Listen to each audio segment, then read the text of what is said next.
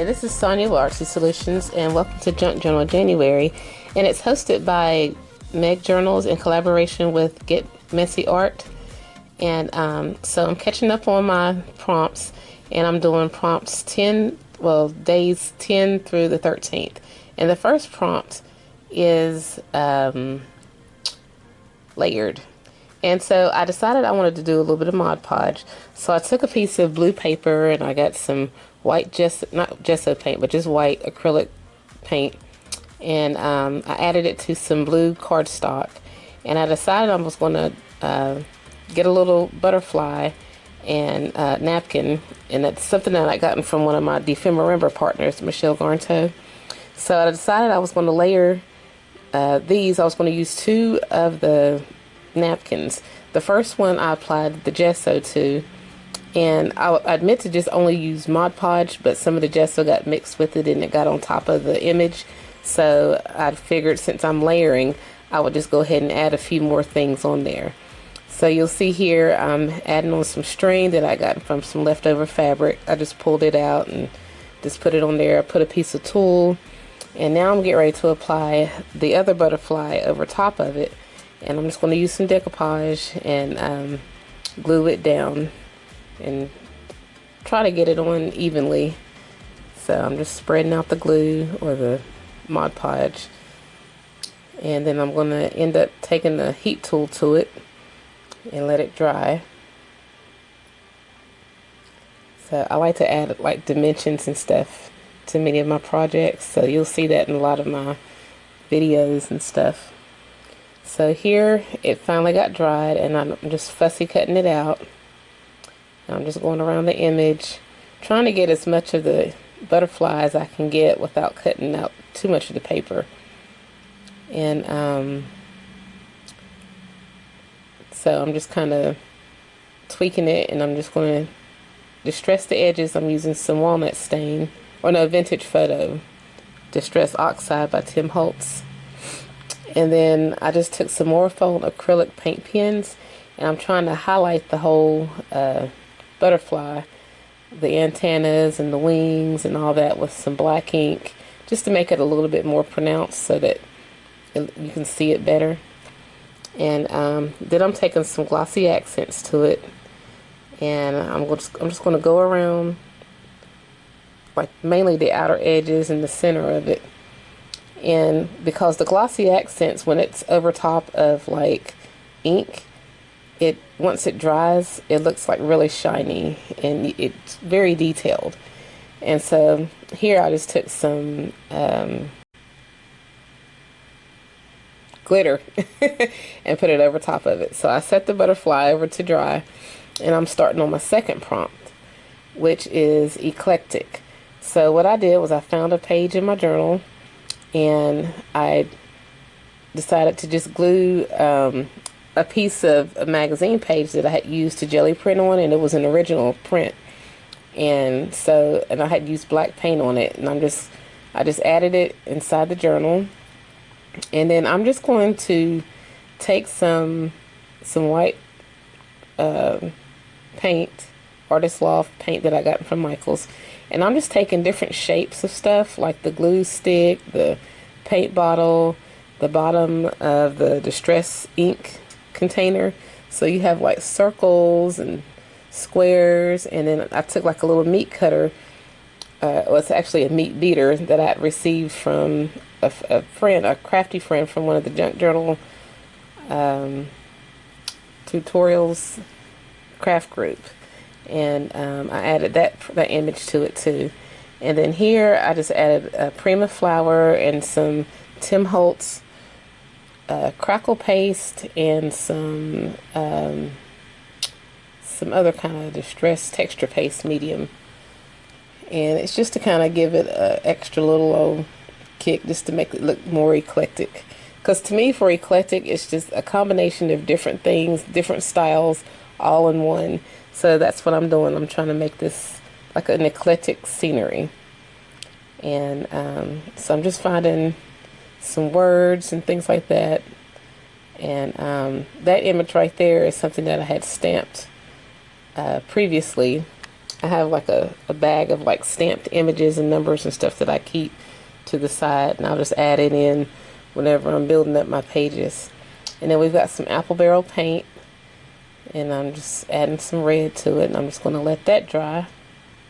And I'm going over some of the areas where I added the texture paste and crackle paste and things like that. And then I'll take a heat gun to it and then let that dry. And once it's completely dried, I took a little sticker from an envelope thing that I had gotten from, I forgot the name of that too. I'll have a name in the description of where I got some of this stuff from. And then now I'm just going to do some doodling.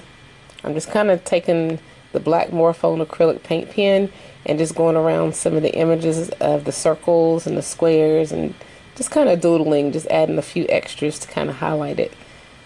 And also going around the sign and just adding some little doodles inside the flower.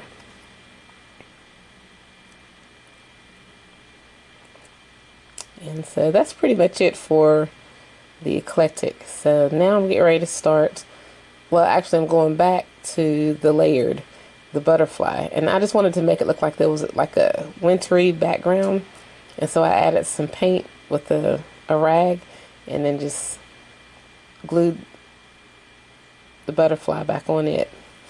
So now I'll get ready to start on torn edges. And I have some stamps from Heartfelt Creations. And there's 2 jars and there's like a jean pocket. And I'm basically just going to add some acrylic paints. Some of the paints that I still had left over on the table from, or my glass mat, actually, from that last prompt. And then I'm just adding a little bit of color. I wanted pink, but I didn't have pink nearby, so I just used that red and kind of watered it down just to give it like the hint of a pink. And then I took the Morphone acrylic paint pens and I'm just kind of trying to highlight some of these little areas in here on the stamped images just to make them a little bit more pronounced.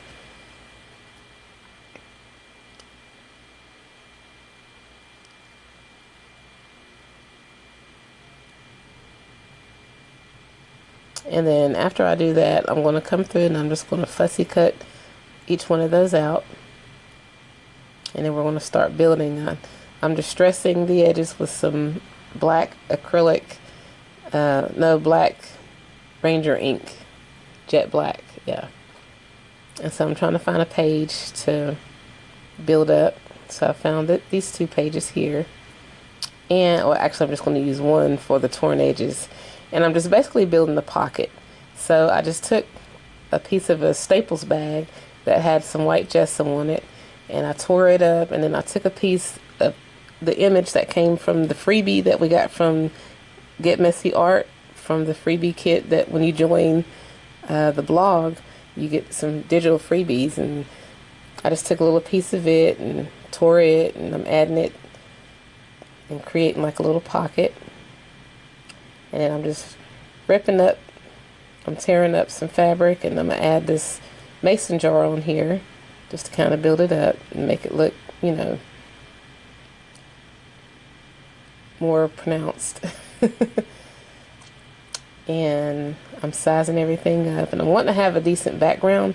So once again, I'm coming back to those freebies that I gotten from GetMessyArt, and I'm just adding that half circle on there because to me it looks pretty good. I like different shapes, different colors, different patterns and things like that, because to me it helps complete your pages, your journal pages. And so I'm just pasting that on there, and I'm gonna get my sewing machine and I'm just going to stitch our pocket because I love to have stitching. You'll see that in a lot of my stuff. So I have some single stitch and single and double stitch. I changed it up along the way. So here I am. I've had this sewing machine since like 2002, 2003, somewhere along there, that I got from Walmart. It's done me pretty well after all these years. So now here I am just gluing on my pocket, and I'm trying to find something that'll match to go inside. So I'm getting my envelope. I found a thing of envelopes that I'd gotten from, I can't think of the name of that place.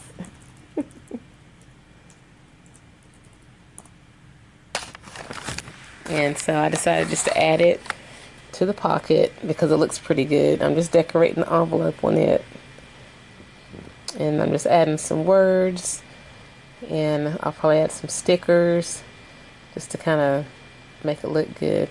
And I'm just getting some fussy, I'm getting ready to fussy cut out the title or the prompt. And then also I took a little piece of the printout that we had gotten from the original Junk Journal January, and I cut out the word junk because to me that looks cute. So I used it, and then the prompt, and then I'm just going to take some of these little stickers. I think that I got from either Temu. I've gotten stuff from so many places, so I'm not even sure where this one came from. And yeah, here you'll see I'm just adding the stickers. I'm going to add it to the background of the book.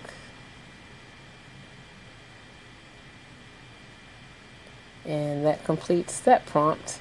Now I'm getting ready to start on the very last prompt, which is garden. And I decided for this prompt, I was just going to keep it super, super simple. Basically, all I'm doing is I'm just taking some stencils in different color distress oxide inks, and I'm stenciling. That's basically the whole garden theme. It's stenciled images.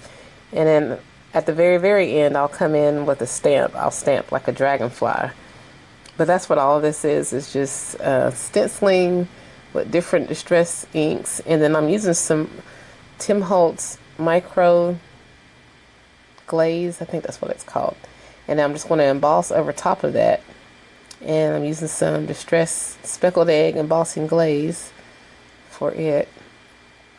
And then I'm just embossing those images of the flowers just to kind of give it a little extra texture, because gardens typically have like various textures and colors, and you'll see them on walls, and you'll see flowers hanging off brick walls and stuff like that.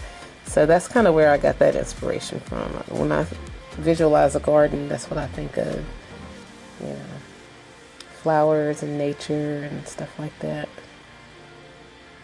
And the original stamp of the dragonfly didn't show too well, so I decided to stamp it again on a piece of white cardstock and take some of that micro glaze, or micro distress glaze, or whatever it's called. And then I just took some